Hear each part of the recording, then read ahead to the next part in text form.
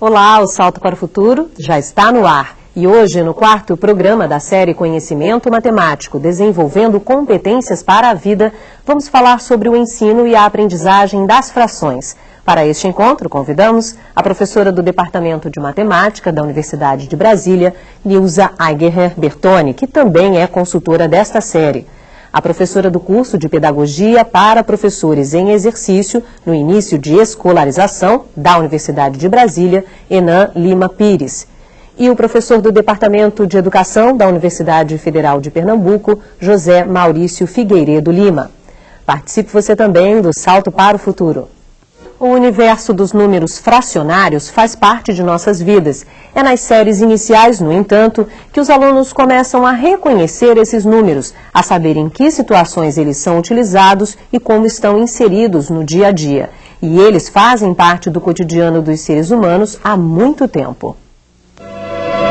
Na antiguidade, as cheias do rio Nilo derrubavam cercas e uniam terrenos de diferentes agricultores.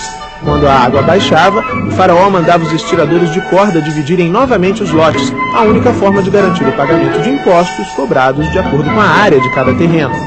Cordas marcadas com nós eram um instrumento de medição e hoje são apontadas como uma das prováveis origens dos números fracionários.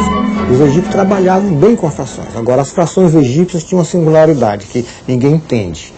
E os especialistas discutem muito por que é que eles faziam isso. Eles só trabalhavam com frações de numerador 1, são essas frações simples. 1/2, 1/3, 1/5, 1/7, 1/9.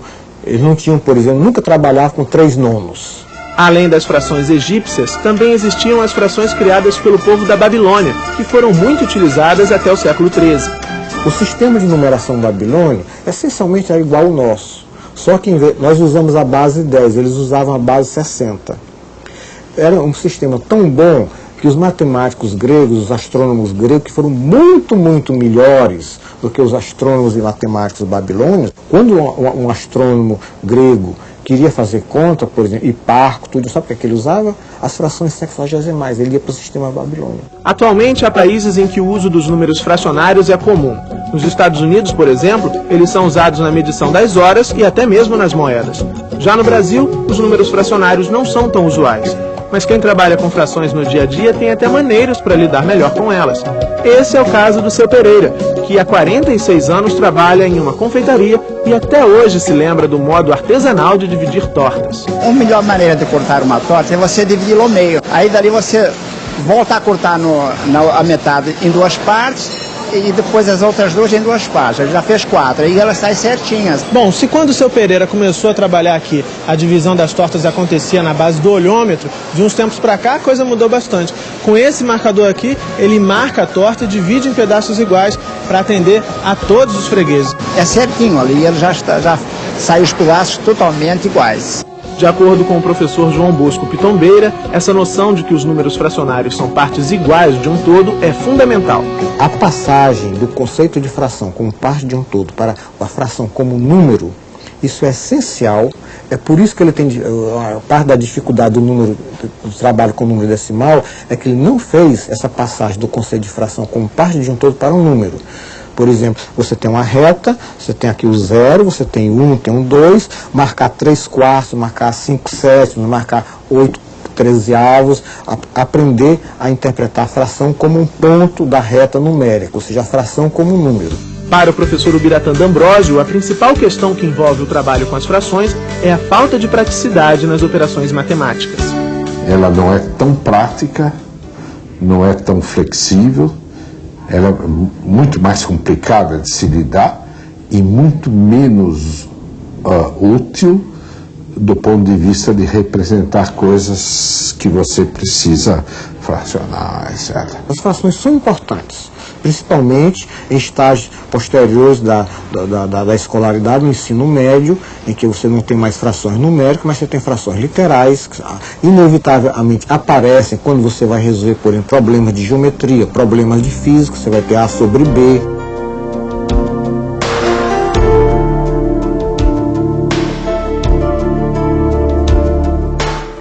Bom, primeiro eu quero agradecer a presença de vocês no programa de hoje e começar com a pergunta do dia, que é a pergunta tema do programa, né? É possível ensinar frações para a vida, professora Nilza?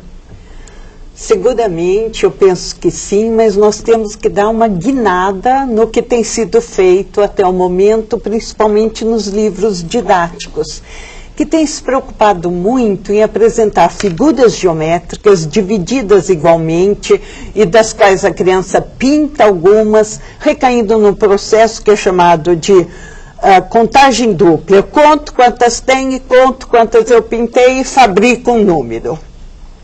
Isso realmente não prepara para a vida. Porém, se eu fornecer às crianças situações em que naturalmente vão aparecer partes muito simples, dividir 3 laranjas para 2 crianças, seguramente não tem, ela não vai deixar uma laranja sobrando, ela vai fazer aparecer uma laranja e meia laranja.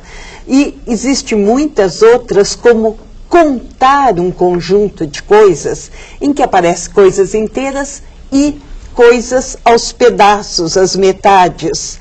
Então ela precisa, de certa maneira, ela tem essa intuição de reunir as metades para ir formando os inteiros, e isso está acrescentando aos números naturais outros números, que por enquanto ela está só verbalizando, mas que também ajudam na contagem. A partir dessas situações iniciais, existem inúmeras outras onde ela realmente vai ter o sentido do número fracionário e vai saber aplicá-lo em situações da vida e do cotidiano. Professora, na mesma questão para a senhora, que é a questão tema do nosso programa de hoje. É possível ensinar frações para a vida? Bom, eu justifico esse assunto, né, e a presença deles nas salas de aula. Primeiro, o professor Pitombeira, quando mostrou no vídeo, a questão cultural. Historicamente, a gente utiliza fração. É claro que na nossa cultura muito pouco, mas isso também não justifica eliminar esse assunto da sala de aula. Então, primeiro que é possível se a gente trouxer um pouco dessas situações que estão fora da escola para dentro da sala de aula, fazer um caminho um pouco inverso. Que a escola ela trabalha muito na perspectiva de criar situações que muitas vezes são situações absurdas, pensando que aquilo ali pode ser utilizado fora da escola, quando na verdade a gente tem que estar buscando esses saberes, essas soluções, esses problemas, que existem fora da sala de aula, que existem no cotidiano da criança, e trazer para a escola. Ensinar as frações na sala de aula, concordo com a fala da professora Nilza, se a gente focar na questão da formação do conceito, é possível trabalhar assim. A memorização, simplesmente pela memorização, ela vai perder. Ela vai esquecer porque ela não vai utilizar. E a gente também não pode esquecer que, apesar de ser um conceito difícil para a criança, até porque envolve estruturas mentais complexas, a gente não pode esquecer que mais à frente ela vai precisar desse saber para lidar com outros conhecimentos matemáticos. Então, só eliminar não é a saída. A gente tem que estar buscando qual é a melhor forma de trabalhar isso aí na sala de aula. Ok, professor José Maurício, a mesma questão para o senhor. É possível ensinar frações para a vida? Eu acho que sim. O que eu acho que tem faltado à escola e aos currículos é deixar a criança se expressar ao seu modo, ou seja, fugir ao convencional, ao trabalho convencional, ao tipo de técnica operatória que a escola e os currículos em geral impõe, de uma certa maneira, via o professor, e mais amplamente, quer dizer, não só a escola, mas, digamos, no âmbito da família, no âmbito da sociedade, de uma maneira geral, que foi formado dentro dessas mesmas referências, como a Nilza se referiu, quer dizer, mais no sentido de um exagerado simbolismo e não de uma efetiva significação do que está fazendo. Então, acho que é possível reverter esse quadro desde que se passe a fazer uma educação matemática mais sintonizada com as possibilidades da criança e aquilo que lhe seja significativo. Ok, a primeira participação do programa de hoje é da Maria José, do Maranhão. Olá, Maria José. Olá, Bárbara, especialistas. Sou Maria José Barreto e a pergunta é do cursista Pedro Henrique, do teleposto da Unidade Escolar Prefeito José Vieira Lins. Quando dizemos que 1 minuto é 1/60 de uma hora, a coisa complica para muitos. Hora, minutos e segundos geram problemas matemáticos e aritméticos. Nossa tradição, nossa cultura não incentiva o raciocínio dos números nas situações problemas do cotidiano. Constatamos isso nos exames e vestibulares. Onde podemos melhorar e quais as estratégias? Boa noite e obrigada. Maria José, mais uma vez, muito obrigada por ter participado do programa de hoje, tá bom? Professora Nilza, por favor. Olha, apesar da dificuldade, eu diria que essa situação é uma situação digna da gente parar, se debruçar, pegar relógio, pegar mesmo touro a unha, porque ela é uma situação que surge na vida. Por que que eu digo isso? Quer dizer, só afirmar isso seria uma temeridade, algo inócuo do ponto de vista de aprendizagem. Porém, tentar fazer o aluno ver que se a hora tem 60 minutos, isso ele pode ver pelo andar do ponteiro maior dos relógios, ele contar ou ele ver que ali precisou ele mover-se ou andar 60 intervalinhos para completar a hora, a partir de quantos minutos formam a hora, vem a reversibilidade. Então, essa partezinha, como pode ser chamada? E claro que esse é um exemplo já um pouco avançado, um pouco complexo, mas o quarto de hora, quantos quartos de hora, quantos pedaços daquele eu preciso para formar a hora? 4, por isso ele chama quarto. Se o minuto eu preciso 60 deles para formar a hora, então cada um deles vai chamar 1/60. Isso não pode ser explicado assim em 2 frases como eu fiz agora, mas tem que ser trabalhado com a criança, ser dado como um desafio aos grupos, até cada um ir fazendo as suas hipóteses, ir fazendo as suas estratégias e poder explicar aos outros ou expor aos outros o seu pensamento, até que a classe vá chegando no entendimento dessa frase. Ok, Maerlene do Tocantins, olá. Olá, sou Maerlene, do teleposto do Colégio Estadual Pedro Vereador Teixeira, Nova Rosalândia, Tocantins. A pergunta é do professor Pereira. Nas escolas da atualidade, onde se procura representar de forma prática o ambiente social, proporcionando ao aluno um conhecimento significativo, pergunto: como tornar o ensino significativo da representação fracionária numa sociedade moldada pelas evoluções tecnológicas, como exemplo a calculadora? Boa noite e obrigada. Obrigada, Maerlene, pela sua participação e ao professor Pereira, o meu xará, pela pergunta, tá bom? Obrigada mesmo. Professora Inan. Bom, retomando um pouco, acho que ela está perguntando sobre como tornar o ensino significativo, sendo que o registro fracionário, ele não é tão comumente utilizado no nosso cotidiano, né? Lembrando da calculadora que você encontra o registro decimal. Bom, mas aí mais uma vez eu voltar naquela fala inicial de que não é porque nas calculadoras a gente não vai encontrar esse registro, na nossa sociedade a gente não vai encontrar tanto, que a gente simplesmente vai abandonar. É um registro, é uma outra representação, ambos, decimal e fracionário, é número racional, né? Então precisa se trabalhar essas diferentes representações, até porque o entendimento do número racional tem a ver com o entendimento de que eu posso representar meio de forma fracionária, como eu posso representar meio com número decimal. Eu posso representar de diferentes formas uma mesma quantidade. Então, apesar dessa pouca utilização no nosso cotidiano, e fico feliz em saber dessa fala da professora de estar trazendo esse contexto, né, para a sala de aula, porque eu penso que seja esse mesmo caminho. Então, apesar disso, a gente lançar desafios para buscar esses registros para que a criança também possa se deparar.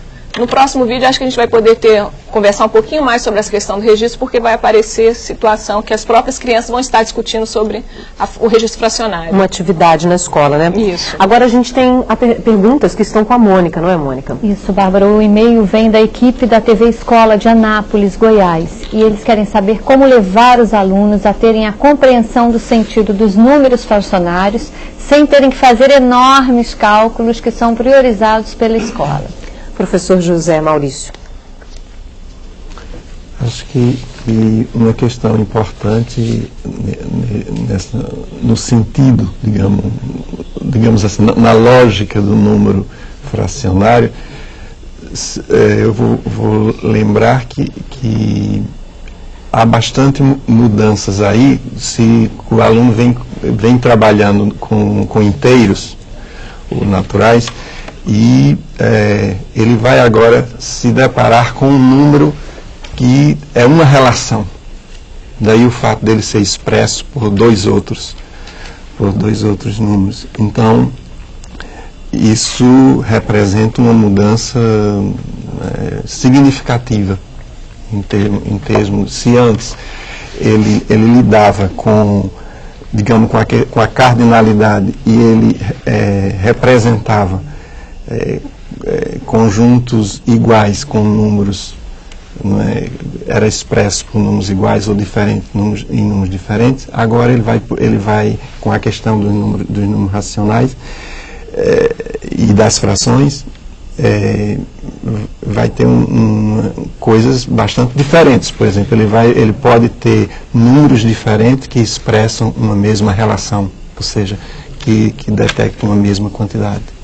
Eu acho que o que a gente teria como professor ficar atento é que a fração não é tão somente o que alguns autores em pesquisas salientam isso. Por exemplo, a professora Terezinha Nunes lembra muito isso nos trabalhos, que o ensino, de uma certa maneira, enfatiza a contagem tão somente de um número para pôr no numerador e a contagem de um outro para pôr no denominador, e não da relação que se estabelece entre esses dois números. Eu acho que essa é a questão fundamental, quer dizer, que nós tenhamos a compreensão de que é um novo significado de número que aparece aí. Tá certo. Professora Ana, eu sei que a senhora quer comentar, mas o James está aguardando a gente já, e aí ele vai fazer a pergunta agora, e depois eu passo para a senhora. Olá, James.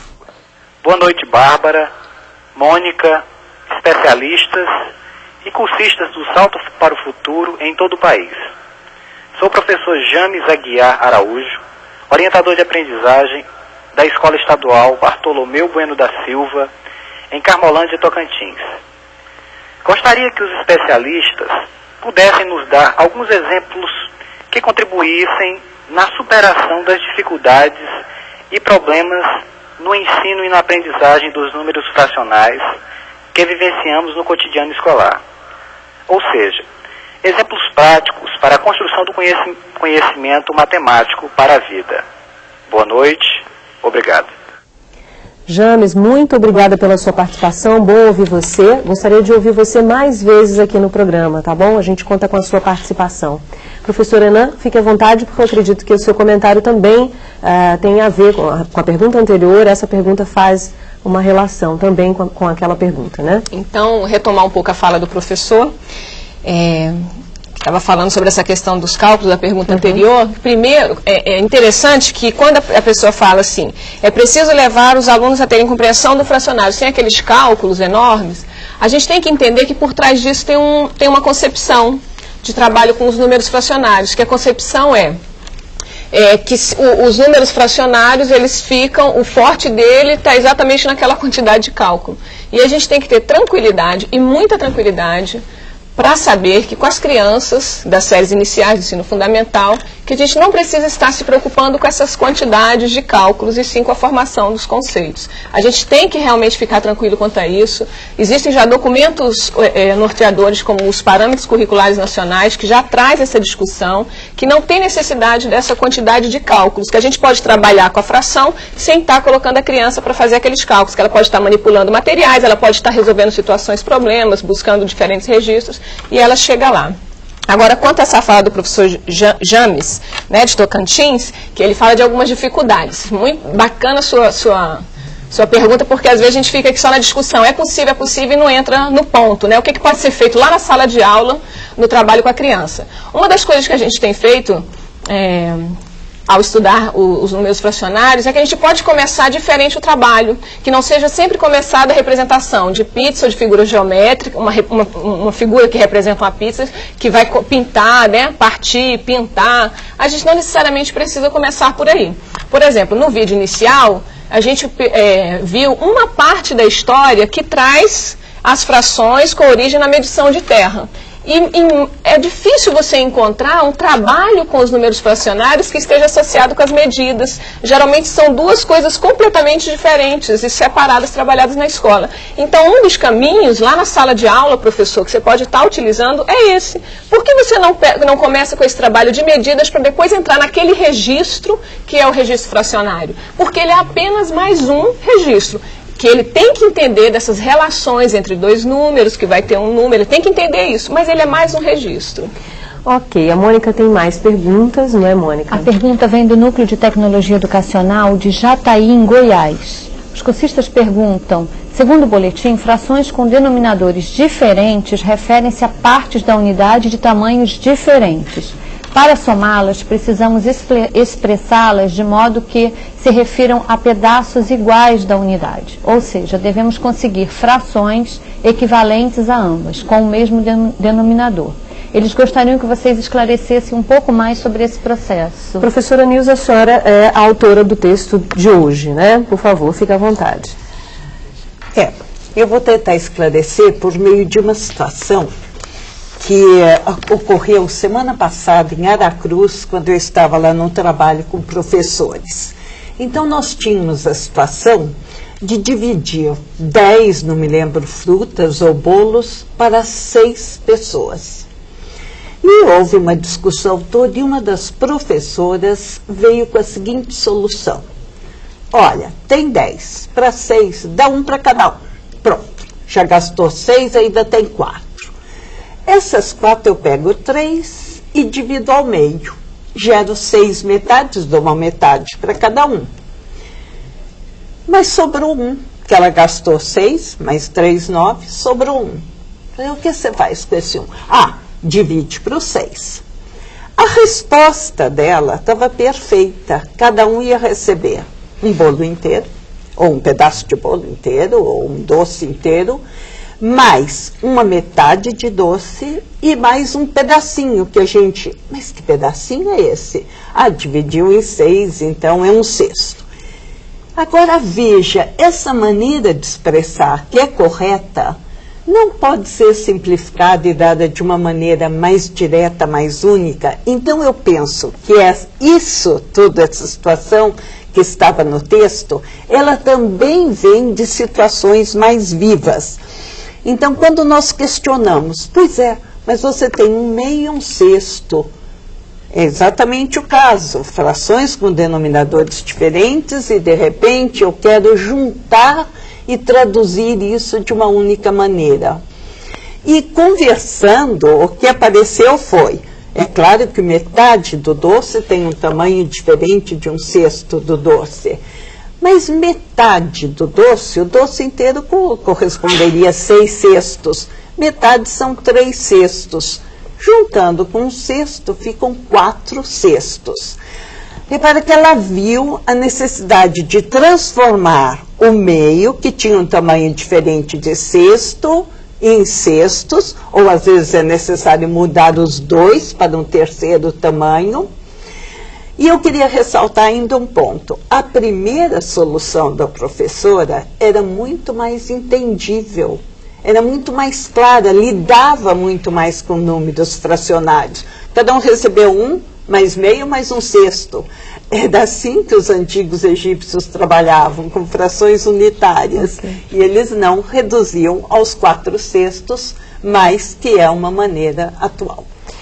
Ok, vamos fazer um rápido intervalo, voltamos em instantes.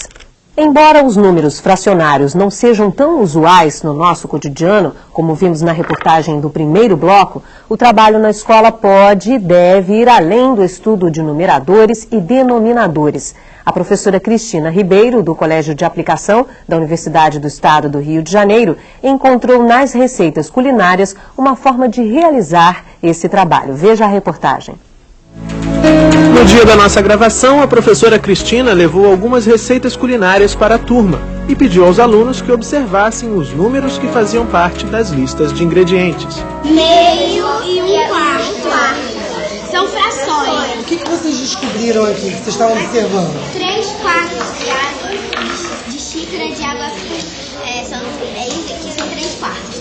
E é um inteiro dividido em 4 e pega 3. Para que os alunos pudessem perceber mais facilmente o significado das frações, xícaras e copos com medidas foram levados para a sala de aula. Se você se fixar só em desenhar e pintar, desenhar, por exemplo, pizza ou barra de chocolate, ou seja o que for, divide em 6 partes, pinta 2, divide em 4, pinta 1. Se você não variar as atividades, eles acabam trocando. Eles acabam botando, em vez de um 4, botando 4 sobre 1. Em vez de 2 6, botando 6 sobre 2.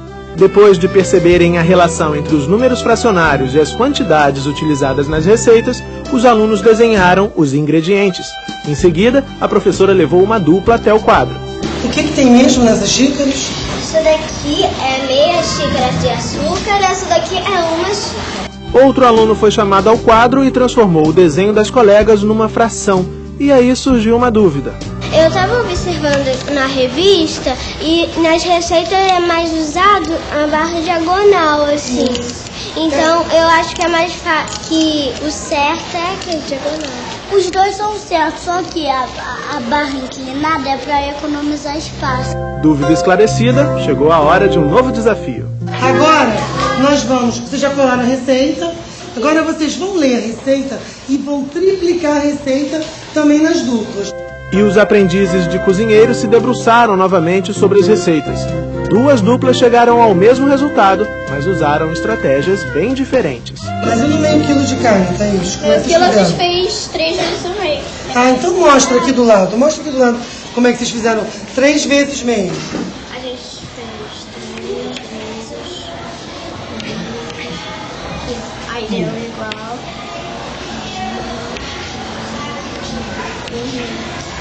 3 vezes meio, então deu o quê? 1,5 kg. 1 inteiro, que é o quilo mais meio. Quem é que fez isso de outra maneira, hein? Meio quilo mais meio quilo, 1 quilo. Mais meio quilo, 1,5 kg. Terminado o desafio, um dos alunos comentou por que gostou da atividade. Porque a gente aprendeu mais sobre multiplicar, fazer fração, essas coisas de matemática. A gente aprendeu mais sobre matemática. E a professora reafirma a importância de levar para a sala de aula situações do cotidiano. Porque, na verdade, a gente não usa fração todo dia, todo momento, toda hora na vida. Então, a gente tem que procurar trazer as situações de vida em que a gente usa a fração para a sala de aula.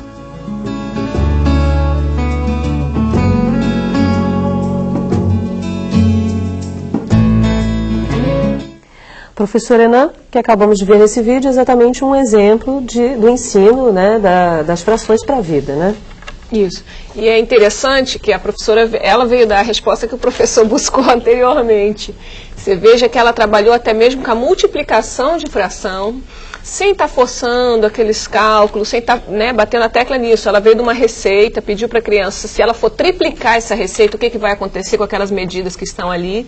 E a criança trabalhou ali de forma significativa. Eu ia dizer também prazerosa, né, que muitas vezes as duas coisas podem andar juntas, né. E outra coisa é que a gente não tem que estar muito preocupado se de repente o registro que a criança ali, ela colocou um inteiro e o meio, né, do lado. Mas que não necessariamente poderia ser só aquele. Ela poderia usar outros registros, ela poderia desenhar o que ela pensa que represente 1,5 kg, ela poderia usar um número até mesmo decimal, né? Que na discussão de ontem, que veio exatamente discutir sobre os decimais, mostra aí que a gente pode partir disso e trabalhar a medida junto com fração. Ok, a Ivanir de Goiás já aguarda. Olá, Ivanir. Boa noite, eu sou Ivanir Dolores, estou falando do teleposto do NTE Goiânia. Um abraço a todas e A nossa pergunta é a seguinte: sabemos que devemos respeitar o ritmo individual dos alunos no processo ensino-aprendizagem e que o manuseio de material pedagógico concreto possibilita melhores condições para a construção de conhecimentos matemáticos. Tal prática requer mais tempo dos professores e, às vezes, prejudicamos o cumprimento das propostas curriculares em detrimento do total de dias letivos. Como resolver essa problemática se, de um lado, precisamos de tempo e, de outro, a grade curricular do ensino fundamental, por exemplo, ainda é fechada por série? Muito obrigada, boa noite. Obrigada, Ivani. Um abraço para você também. Bom te ouvir. Gostaria de ouvir você mais vezes aqui no Salto, tá bom? Eu sei que você é uma frequentadora assídua. Que bom ter você de volta, tá bom? Professor José Maurício. Se eu entendi bem a questão que ela coloca, eu vou enfatizar a questão do material concreto. Eu acho que muitas vezes a tradição da escola tem dado uma ênfase muito grande à questão do material, e muitas vezes a questão mais importante já está na cabeça da criança. Quer dizer, o que é preciso é nós, professores, oportunizarmos condições, criar as condições para que essa criança se expresse e fale da sua experiência lá fora. Quer dizer, eu sinto que muitas vezes nós, professores, ficamos assim, lamentando muito o fato de a escola não ter assim um grande material para ser utilizado. E a gente observa, chegando mais próximo da criança, que ela já tem as representações sobre as quais nós poderíamos trabalhar. Porque a função do material concreto é criar uma representação mental sobre a qual eu vou manipular depois com exercícios, etc. Ora, se a escola dispõe desses meios, melhor, mas não é uma questão muitas vezes essencial. A criança já tem a representação vinda das suas vivências no mundo lá fora. O que é preciso é criar essas condições para ela expressar. Professor, desculpa interrompê-lo, ela fala ali também, o professor de primeira a quarta série é um professor que lida com várias áreas do conhecimento, ele tem que trabalhar várias e aí precisa ter uma flexibilidade para estudar o trabalho com essas áreas. E o que ela se queixa ali também é da falta de tempo para organizar esse currículo de uma maneira mais significativa. Ela puxa por esse viés também. Como é que o senhor vê essa questão? É fato que a realidade do trabalho do professor nesse país é difícil, não é? Mas eu vou falar mais detidamente na questão da matemática, que é onde eu tenho experiência. E eu acho que a gente subestima as representações já construídas pela criança. Quer dizer, eu vejo crianças que o professor traz material, muitas vezes, tanto escolas públicas como particulares, e as crianças rejeitam porque ela já não aguenta mais estar repetindo o trabalho com aquele material. Por quê? Porque ela já tem a representação daquilo. Ela rejeita e rejeita muito sabidamente, porque o tratamento que é dado à criança é como se ela não tivesse alguma impossibilidade e que ela não tivesse gerado isso. Então ela reage a esse tipo de posição. Agora, eu acho que a questão de condições de trabalho existe, mas... Tá certo. A professora Ana e a professora Nilza querem comentar. Eu vou pedir mais uma vez só um minutinho para vocês, porque a Célia, de Tocantins, já está aguardando um tempinho. Oi, Célia. Oi, Bárbara. Sou orientadora de aprendizagem do Teleposto de Bernardo Saião. E estou com um grupo de professores aqui do Colégio Estadual Bernardo Saião, da rede municipal e acadêmicos do curso normal superior. E de acordo com o boletim, percebe-se que os livros didáticos não têm contribuído de forma eficaz para o ensino de frações. Perguntamos aos especialistas, como professor pode contribuir para o desenvolvimento de competências para a vida se o livro didático ainda é, para a maioria dos professores, seu maior recurso didático? Boa noite, obrigada. Célia, muito bom te conhecer. Espero ver você mais vezes aqui no Salto, tá bom? Um grande abraço para vocês aí do Tocantins. Professora Nilza, depois eu passo para você, tá bom, Enan? Fique à vontade. Realmente, principalmente nesse caso de frações, e eu diria que também no caso de geometria, a maioria dos livros didáticos está bastante insatisfatória. Quer dizer, se nós devemos começar o ensino de frações por situações do contexto, por situações cotidianas, isso aí não é encontrado nos livros. O que o professor pode fazer? Eu digo que um bom começo, eu tenho recomendado em capacitações, é os professores começarem a fazer uma lista de situações, de pequenas situações, tipo receitas, tipo perguntas, tipo a mãe que dividiu o bolo. Quer ver? A mãe dividiu o bolo em 8 pedaços. Tinha 3 filhos, veio um e comeu metade, veio outro e comeu um pedaço, e o outro comeu o resto. Quanto cada um comeu? Quer dizer, é toda um destrinchamento do inteiro em termos de oitavos, mas oriundo de uma situação bem concreta. Ou então, com 2 litros de leite, quantas garrafinhas de meio litro rendem? Isso aí é claro para a criança, mas se você perguntar quanto dá 2 dividido por meio, é um espanto. O que 2 dividido por meio? Algumas vezes as questões propostas assim, sem contexto, as crianças nem realizam bem o significado disso. Então, uma sugestão: façam listas de situações que podem ser propostas às crianças sem ensinamento prévio, usando os conhecimentos prévios delas.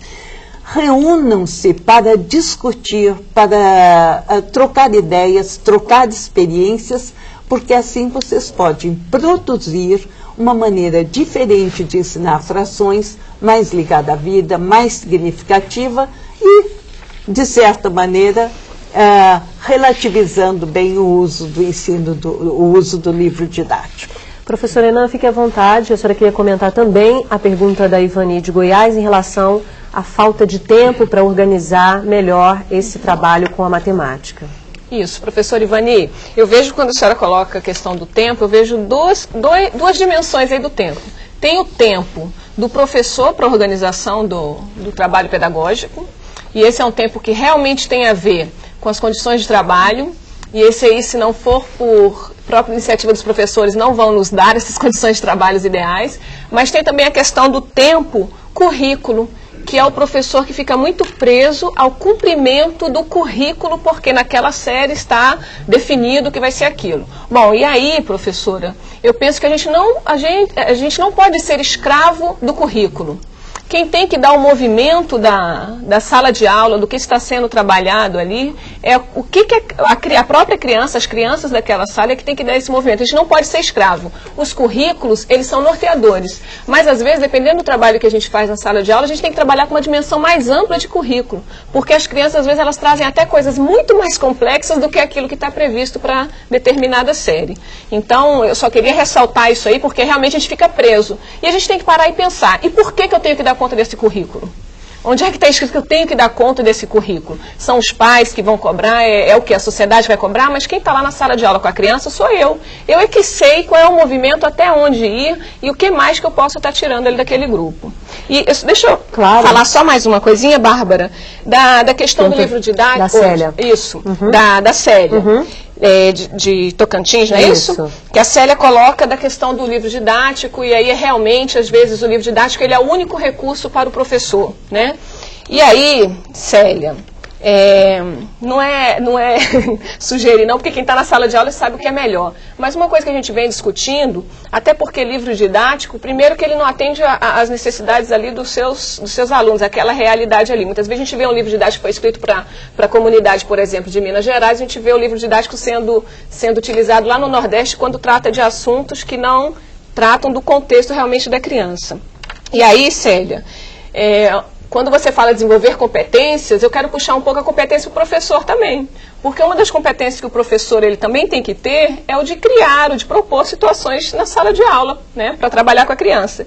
E se a gente parar para a gente ouvir um pouquinho mais as crianças na sala de aula, a gente vai ver que elas mesmas vão trazer os problemas para serem trabalhados na sala de aula e que vão ser do interesse das crianças, né? Então, a gente não precisa ficar tão preso a isso. Se a gente parar um pouquinho e trazer o contexto para dentro da sala de aula mesmo, que é o que a gente fala. Ok, a Mônica tem outras perguntas. A Mônica Fonseca, de Recife, do SESC da Casa Amarela, quer saber que recursos podemos utilizar nas séries iniciais quando as crianças ainda não dominam os conteúdos de MMC e MDC. Acho que teria que partir da experiência da criança e estar menos preocupado com a questão simbólica, com uma representação simbólica, e buscar mais experiências efetivas de compreensão, trabalhando, por exemplo, o conceito de metade, que é um conceito-chave inicial, quer dizer, e a partir desses outros conceitos, e expressando a partir dos mais simples, e não ficar muito preocupado com a representação. Porque eu acho que as nossas referências, quer dizer, eu acho que isso vale para a questão anterior que a professora levantou. Quer dizer, o livro didático e nós, como professores, nós temos muita dificuldade de nos livrar das nossas referências antigas. Nós fomos formados dessa maneira. Nós fomos formados trabalhando fração em cima do aspecto perceptual e em cima da técnica operatória. Quer dizer, mudar referências não é uma coisa fácil, em nenhuma circunstância na vida. Então, eu acho que tentar fazer um ensino de fração que seja mais significativo, que atenda mais à lógica desse próprio conhecimento, quer dizer, de um número enquanto relação, é algo novo, digamos, né, considerando a nossa formação e as referências nas quais nós fomos tecidos. Então, eu acho que as dificuldades que nós todos enfrentamos são inteligíveis, são compreensíveis. Okay. Mas não tem outro caminho senão tentar inovar. Superar, né? Superar. A Ceissa do Tocantins já aguarda a gente. Oi, Ceissa. O questionamento é do gestor Celesiano Dionísio de Santana. Gostaria de saber como lidar com novas experiências que são apresentadas, pois na realidade, a maioria das escolas públicas, as salas são superlotadas e dificultando a realização das atividades. Boa noite e obrigado. Ceissa, muito obrigada pela sua participação, bom te ouvir de novo, bom esse retorno de vocês aí do Tocantins, tá bom? Obrigada. Professora Nilza, fique à vontade também, porque eu sei que a senhora queria comentar a pergunta anterior da Mônica, né? Bom, sobre o que a Ceissa fala, eu já vivi muito isso, eu sei que existem salas em que é muito difícil uma organização em grupos, por exemplo. Eu tenho optado, às vezes, quando é impossível formar grupos na sala ou não sobraria nem espaço para o professor transitar, fazer 3 grupos. Quer dizer, metade da sala fica tradicional, carteirinha atrás de carteirinha, que é altamente improdutivo do ponto de vista de aprendizagem, hein? Cada aluno fica no contato direto com o professor, eu e Deus, lá o professor, e se eu não entender o que ele fala, nada mais me ajuda. O grupo não. O grupo é um espaço de aprendizagem coletiva. Então, se você conseguir formar 3 grupos, e trabalho diversificado, dá uma atividade lá para os outros que estão lá nas suas carteirinhas. Tem gente que se incomoda, professor, mas aqueles lá estão olhando o que nós estamos fazendo aqui no grupo. Mas ótimo, porque o que você está fazendo no grupo é o que você considera de mais importante. Então, realmente, as salas superlotadas, vamos fazer o número que der de grupos e revezar. Quer dizer, no outro dia, ou você conserva as mesas e troca as crianças, ou forma outros grupos, mas aproveitar a sala superlotada pela formação de grupos. Por que é bom formar o grupo? Porque você fala com o grupo, eles estão te ouvindo, eles vão discutir, as crianças vão se manifestar no grupo, porque ali diretamente em voz alta ela não manifesta, porque o grupo vai expor as suas conclusões, as suas estratégias. Então, é muito grande o ganho e eu acho que essa pode ser uma estratégia. Ok. E sobre a Mônica, ela perguntou sobre... Vamos fazer um intervalo rapidinho, professora? Hora de fazer uma pausa e depois do intervalo, nossos convidados fazem as suas considerações finais sobre o encontro de hoje. Até já. Você está acompanhando o 4º programa da série Conhecimento Matemático Desenvolvendo Competências para a Vida. E a partir de agora, nossos convidados destacam os principais pontos do debate de hoje. Eu quero começar pela professora Nilza. Eu precisei interrompê-la no bloco anterior. Por favor, a senhora conclua a resposta da Mônica e também as suas considerações finais. Ok, a Mônica perguntava que recursos um professor pode usar para, sem o MMC, sem o MDC. Então, já foi indicado aqui um caminho que as trocas iniciais, porque o MMC possibilita o quê? A troca de a fração com determinado denominador por uma fração equivalente com outra. Essas trocas devem ser inicialmente feitas de uma maneira natural, as equivalências naturais. E as equivalências naturais são muito propiciadas quando eu trabalho com famílias de frações. Então, se você trabalhar com o meio, quarto, oitavo, com o terço, sexto, dozeavo, com o quinto, décimo, vinteavo, trabalhando com famílias, as crianças percebem relações que de outra maneira é mais difícil. Por exemplo, ela percebe que meio mais meio é um inteiro, mas que um quarto mais um quarto é meio, que 2 vezes um quarto é meio, que meio menos um quarto é um quarto. Então, todas essas relações vão aparecendo que vão propiciar aquelas trocas de uma maneira mais natural. O segundo ponto que também daria um recurso é não usar o mínimo múltiplo comum, que, aliás, eu acho que isso deve ser banido mesmo até a 4ª série, como está nos PCN, ele não diz isso, mas ele não faz menção nenhuma a operações com frações. Seria usar um múltiplo comum, que funciona também como mínimo, e esse múltiplo comum pode ser o produto dos dois. Professor José Maurício, vamos lá, professor. Eu diria que um aspecto importante, eu acho, no estudo de fração, e que às vezes a gente esquece, é a questão da clareza, do significado deste número, desse número enquanto relação. Eu acho que isso ter bem presente essa questão para ir afastando, digamos, o conhecimento dos inteiros que antes havia, que fica interferindo na compreensão desse novo conceito de número.